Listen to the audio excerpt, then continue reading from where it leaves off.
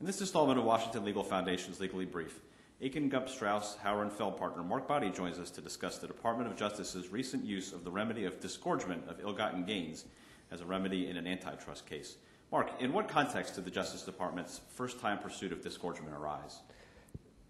The context is a general increase in the enforcement efforts of the administration in the antitrust area. That is, the Department of Justice is looking to ratchet up antitrust enforcement, and the use of disgorgement here is a step in the direction of creating greater deterrence, greater enforcement more broadly in the antitrust arena. I say that as a contrast to suggesting disgorgement here arose because of specific concerns over the manipulation of energy markets. That's the context in which the specific case arose, but the remedy of disgorgement used here has got to be viewed in light of this broader policy goal of the administration. The Federal Trade Commission has pursued disgorgement in the antitrust context in a number of cases in the past. What's DOJ's history in doing this, and how does its criteria for when to use it compare to the Federal Trade Commission's? DOJ's history of using disgorgement is quite limited and arises in a different context than it is used here, and also a different context than that which the FTC has exercised the authority to pursue disgorgement. DOJ's history is one of using disgorgement to enforce consent decrees, that is, to incentivize compliance with a order that has previously been entered against the party.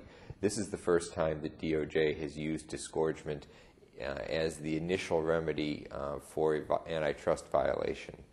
Its criteria are unclear.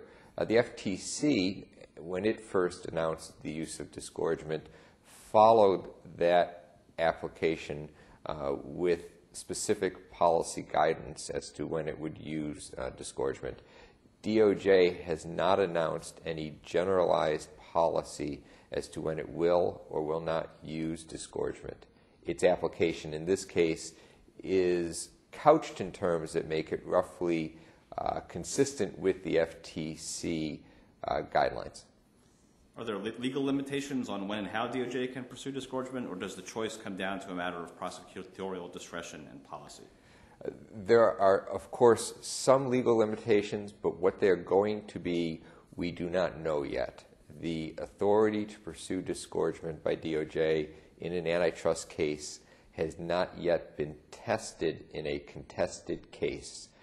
In the case that we're talking about, DOJ reached a consent decree with the parties, and while its authority to pursue disgorgement was reviewed and approved by the court, there was no party on the other side of that proceeding to contest it. And so we don't know exactly what the limits will be of DOJ's legal authority. As a matter of prosecutorial discretion, DOJ's authority might, in effect, ultimately be exercised more broadly than what the courts would permit if they were to address the issue. That is because antitrust enforcement matters are often resolved short of adjudication, and as a result, different factors play into whether parties might agree to disgorgement than a strict assessment of the legal permissibility of the remedy. Do you see DOJ pursuit of disgorgement in antitrust cases expanding beyond this particular context, which was, like you said, was the electric utility industry? I certainly do.